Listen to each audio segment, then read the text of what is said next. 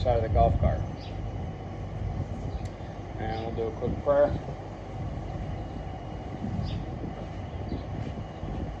Oh, Father, bless this Bible reading.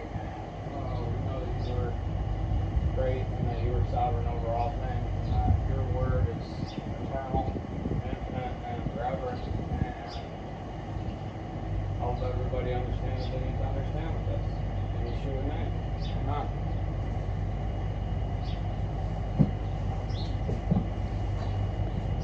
Alright. That beautiful Oklahoma background out there. Woo-hoo. Where are we today? Today we are in definitely 1 Chronicles 8 through 10. Okay, just another day of 1 Chronicles. Tomorrow we'll be back in John. Alright, let's do this. 1 Chronicles chapter 8. Praise Yahweh. And Benjamin brought forth Bela, his first son, Ashbel the second, Arah the third, Noah the fourth, Rapha the fifth, and the sons of Bela, Adar, and Gera, and Abihud, and Abishua, and Naaman, and Awah, and Gera, and Shephufan, and Huram. And these are the sons of Ahud. They were the heads of the father's house of the inhabitants of Geba, and they were exiled to Manahath. And Naaman, and Ahijah, and Gera, he exiled them. And Ehud brought forth Uzzah, and Ahihud, and Shaharaim brought forth children in the field of Moab, after he had sent away Hushim and Baara his wives. And by Hodesh his wife he brought forth Jobab, and Sibia, and Mesha, and Malcolm, and Yehutz, and Shobia, and Mirma. These were the sons, heads of their fathers' houses. And by Hushim he brought forth Abitub, and Elbaal, and the sons of Elbaal, Eber, and Misham, and Shemer, who built Ono and Lod with its towns, and Beriah, and Shema, who were heads of their fathers' houses of the inhabitants of Ailan, who drove out inhabitants of Gath, and Ayo, Sheshach, and Yeremoth, and Zebadiah, and Arad, and Eder, and Mikael, and Yispa, and Yoha were the sons of Beriah, and Zebadiah, and Meshullam, and Hizki, and Heber, and Yishmerai, and Yizliah, and Jobab were the sons of Elpaal, and Yakim, and Zikri, and Zabdi, and Elianai, and Silathai, and Eliel, and Adaiah, and Bariah, and Shimrath were the sons of Shemi, and Yishpan, and Eber, and Eliel, and Abdon, and Zikri, and Hanan, and Hananiah, and Ilam, and Antothia, and Yifdaiah, and Penuel were the sons of Shashak, and Shamsharai, and Sheariah, and Athaliah, and Yerushiah, and Eliah, and Zikri were the sons of Yeraham. These were the heads of the fathers' houses by their generations' heads. These dwelt in Yerushalayim. And the fathers of Gabon, whose wife was Maacah, dwelt at Gabon. And his firstborn son was Abdon, then Sur, and Kish, and Baal, and Nadab, and Gedor, and Ayo, and Zechar, and Mikloth, who brought forth Shema, And they also dwelt alongside their relatives in Jerusalem with their brothers. And Ner brought forth Kish, and Kish brought forth Shaul, and Shaul brought forth Jehonathan, and Malchishua, and Abinadab, and Eshbaal. And the son of Jehonathan was Meribbaal, and Meribbaal brought forth Micah. And the sons of Micah, Pithon, and Malek, and Taariah, and Ahaz. And Ahaz brought forth Jehoiada, and Jehoiada brought forth Alimeth, and Asmaweth, and Zimri brought forth Mata, and Mota brought forth Banah, Rapha, his son, Elisah, his son, Atzel, his son, and Atzel had 6 sons whose names were these: Azrikam, Bokeru, and Yishmael, and Sheariah, and Obadiah, and Hanan. All these were the sons of Atzel. And the sons of Eshek, his brother, Ulam, his firstborn, Yeush, the second, and Eliphalet, the third. And the sons of Ulam were mighty brave men, archers, and had many sons and grandsons, 150. These were all the sons of Benjamin. So we are in the marathon of names right now, and we just did Benjamin, and I think that we've already done some level of, this one right here has 22,200 names, chapter 9. There's another one that's got like 60,434. So we're approaching 100,000 names in the book of Chronicles. And we're going through chapter 10 today. So praise God. And all Yisrael registered themselves by genealogy, and see, they were written in the book of the sovereigns of Yisrael. And Yehuda was exiled to Babel for their trespass. And the first inhabitants who were in their possession in their cities of Yisrael were the priests, the Levites, and the Nethinim. And in Jerusalem dwelt some of the children of Yehuda, and some of the children of Benjamin, and some of the children of Ephraim and Manasseh. Uthai, son of Ammihud, son of Omri, son of Imri, son of Bani, and of the sons of Peretz, the son of Yehuda. And of the Shilonites, Azariah, the firstborn, and his sons. And of the sons of Zerah, Yeuel, and their brothers, 690. And the sons of Benjamin, Salu, son of Meshulam, son of Hodayah, son of Hazanuah, and Ibneiah, son of Yeroham, and Elah, son of Uzi, son of Mikri, and Meshulam, son of Shephatiah, son of Reuel, son of Yibniah, and their brothers, according to their generations, 956. All these men were heads of a father's house in their father's houses.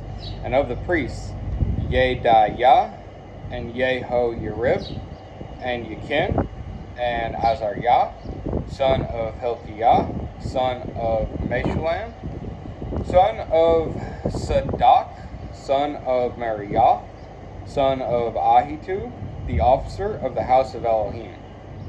And Adaiah, son of Yeroham, son of Pashur, son of Malchiah, and son of Maasai, son of Adiel, son of Yazerah, son of Meshulam, son of Meshelemeth, son of Emer, and the brothers, heads of their father's house, 1,760, able men for the work of the service of the house of Elohim.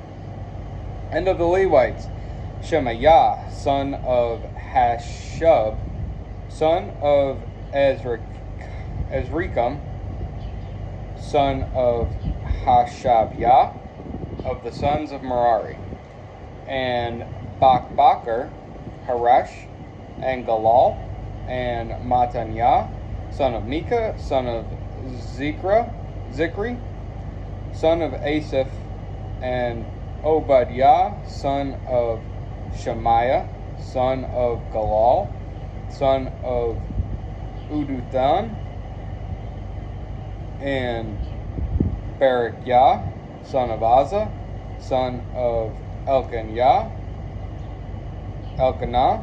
who dwelt in the villages of the Netophathites, and the gatekeepers Shulam and Akub and Talmon and Ahiman, and their brothers Shallum the chief.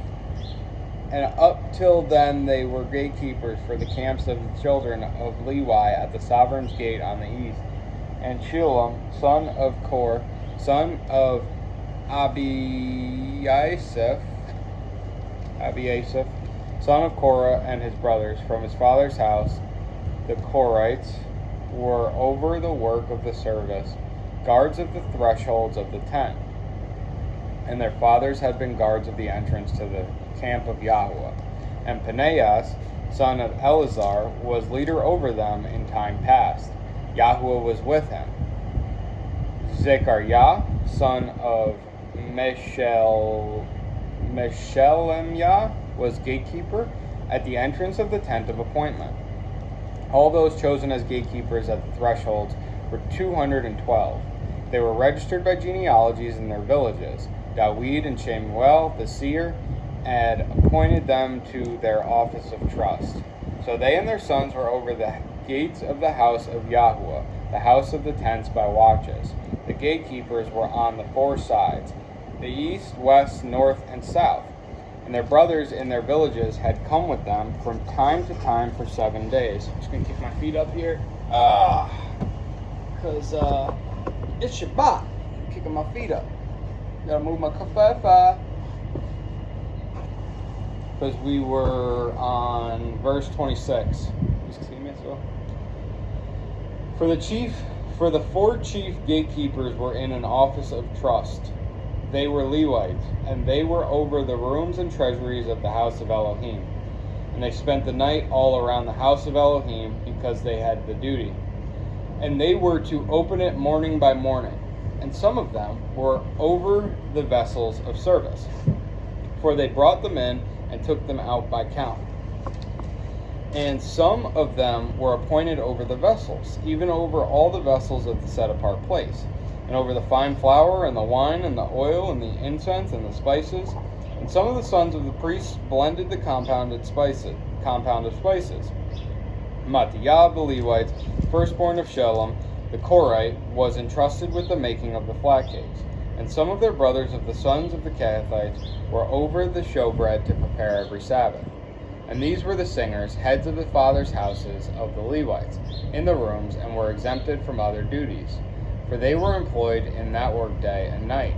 These heads of the fathers' houses of the Levites were heads throughout their generations. They dwelt at Jerusalem. And Yeiel, the father of Gabon, whose wife's name was Maacah, dwelt in Gabon, and his firstborn son was Abdon.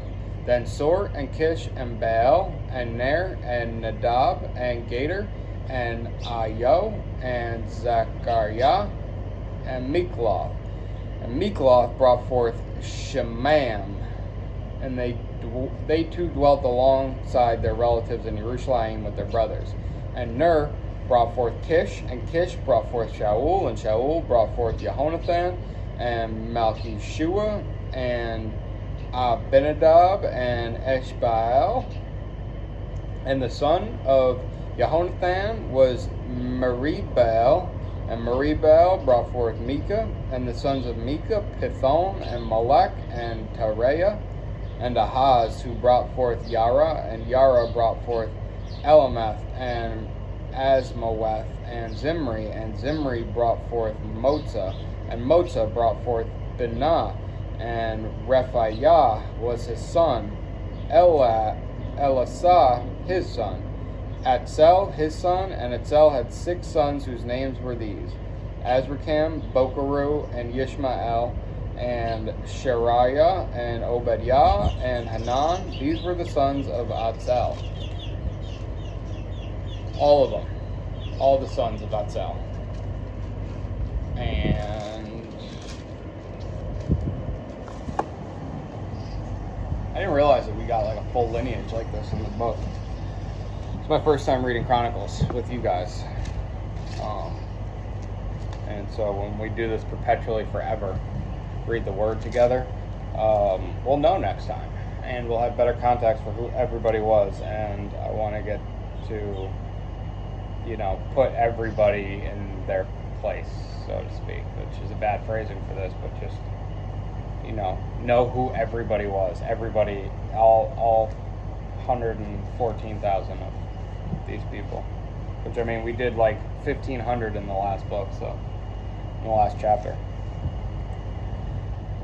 Praise Yahweh. Oh. Shabbat Shalom, everybody. Hopefully you guys are reading your word every day with me, but definitely on Shabbat, fellowshipping and taking time and hanging out. And the Philistines fought against Yisrael, and the men of Yisrael fled from before the Philistines and fell slain on Mount Gilboa.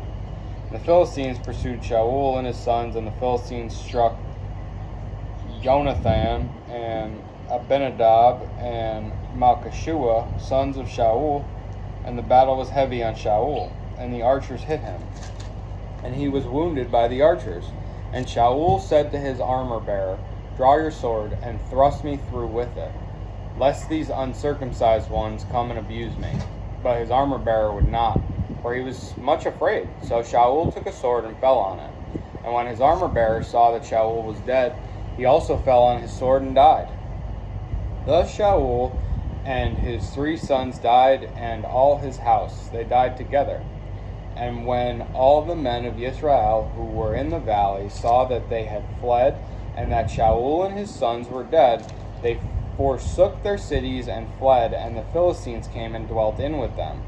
And the next day it came to be, when the Philistines came to strip the slain, that they found Shaul and his sons fallen on Mount Gilboa. And they stripped him, and took his head and his armor, and sent word throughout the land of the Philistines to proclaim the news among their idols and among the people, and put his armor in the house of their mighty ones, and fastened his head in the house of Dagon. And all Yabesh Gilad heard of all that the Philistines had done to Shaul, and all the brave men arose and took the body of Shaul and the bodies of his sons, and they brought them to Yabesh, and buried their bones under the tamarisk tree at Yabesh, and fasted 7 days.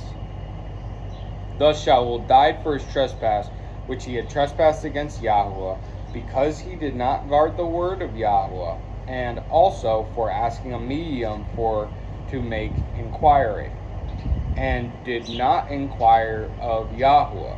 So he put him to death, and turned the reign over to David, son of Yishai, which is like a perfect 2-verse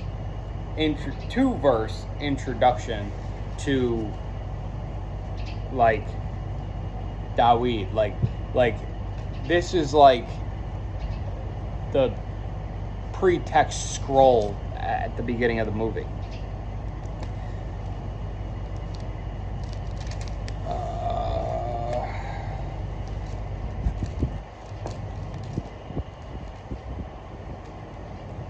Thus Shaul died for his trespass, which he had trespassed against Yahweh. Also the first time we see Yahweh in this. Otherwise it's all names. And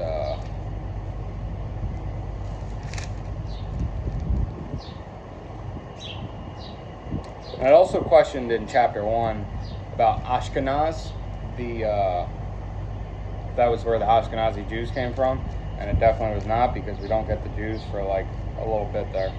And somebody was telling me the story of the Ashkenazi Jews being basically the converts, in order that they didn't die under the reign of Israel.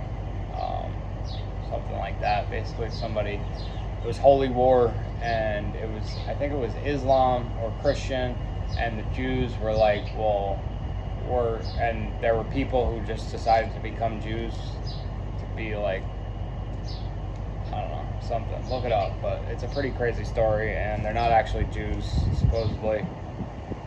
But who really knows? Who knows what is who and who is what? Yah knows, big man, the father. Let's start at the beginning of this chapter. The Philistines fought against Israel, and the men of Israel fled from before the Philistines and fell slain on Mount Gilboa. This is also the first time we get real story plot in Chronicles. Philistines pursued Shaul. If you remember, Shaul is the first appointed king of Israel, and the father picks him, and then the father ends up saying, I am grieved that I have chosen Shaul, which is the second time that he was grieved. The first time is when he lets man live for 900 years and change, and then he's like, nope, you guys only get 120 now. And so Shaul gets less than 120 because he's a bad king and is not obeying Yahweh. He's disobedient. The Philistines fought against Israel constantly, forever and ever. Amen. The battle was heavy on Shaul, and the archers hit him. And he was wounded by the archers, and Shaul said to his armor bearer, he could not kill himself. He didn't want the blood on his hands, which is so interesting. He was giving the order, and I've had this discussion as far as, what you're doing to take your own life into your own hands, and so you end up, like you want somebody to commit this sin for you instead of you committing it yourself, which just goes to show the character of Shaul in the first place and why he was who he was and the way that he was. I don't know if that was a bird, but it definitely looked like a whole 6-inch bug just came and swooped right down. What is that? No way that's a bird. It's like a lizard just dropped out of the mouth or something. There's a bird. I saw a bird. A lot of birds out here. This is beautiful Oklahoma backcountry. I'll try and do one at the lake too. I should have done it at the lake today. I definitely should have done it at the lake. Why did I not do it at the lake? Maybe tomorrow. We'll see what happens. Beautiful lake. Driving up.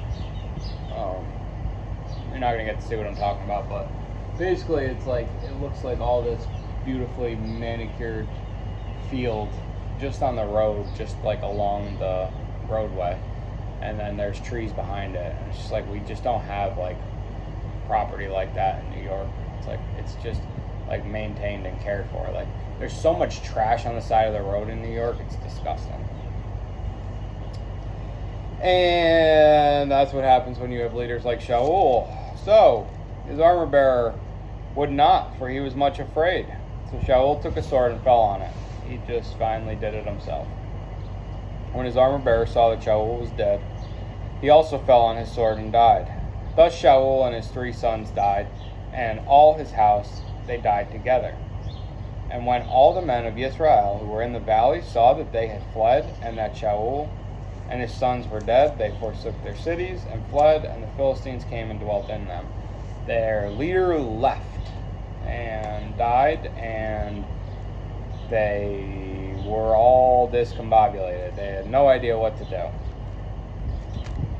And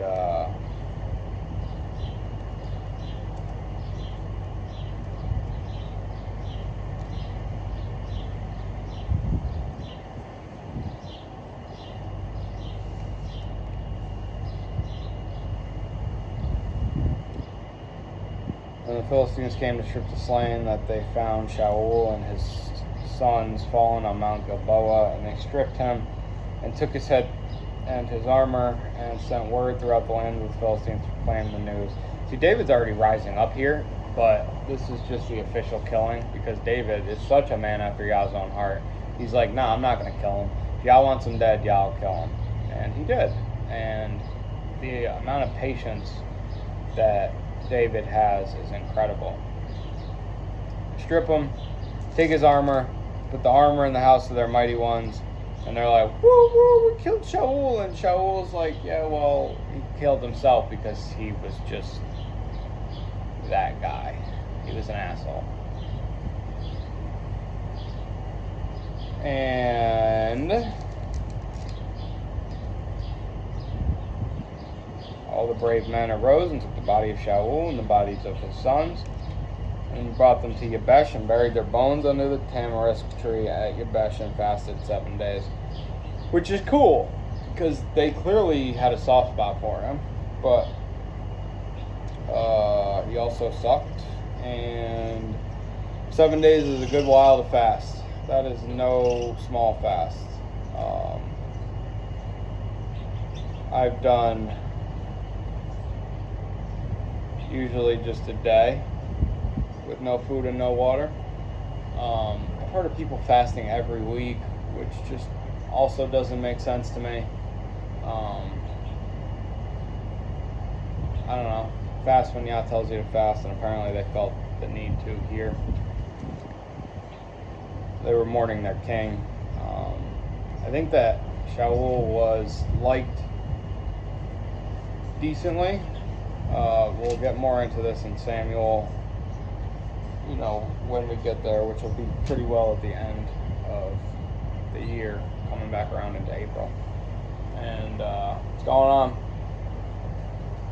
And so as we come back into April, bless you, we'll get into Samuel. And Shaul seems like he's pretty liked because he kind of gives the people what they want a little bit more than he focuses on giving Yahweh what he wants.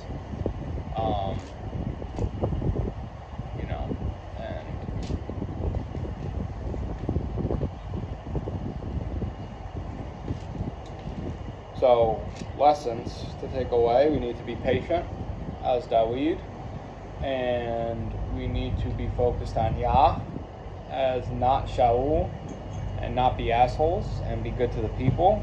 And verse 13, thus Shaul died for his trespass which he had trespassed against Yahweh, because he did not guard the word of Yahweh, and also for asking a medium for to make inquiry, and did not inquire of Yahweh, so he put him to death, and turned the reign over to Dawid, son of Yishai. And we did get Dawid's lineage from Yishai in here a couple chapters ago. 4, maybe? 5, 3, 2.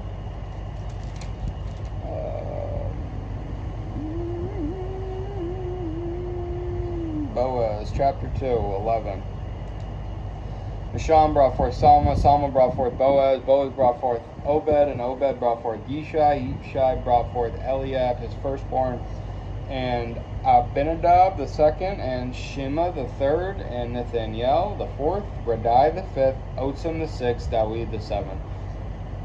David is the runt of the litter, and becomes one of Yah's favorite men ever, that he makes the lineage of Yeshua Messiah out of him, from him, forever and ever.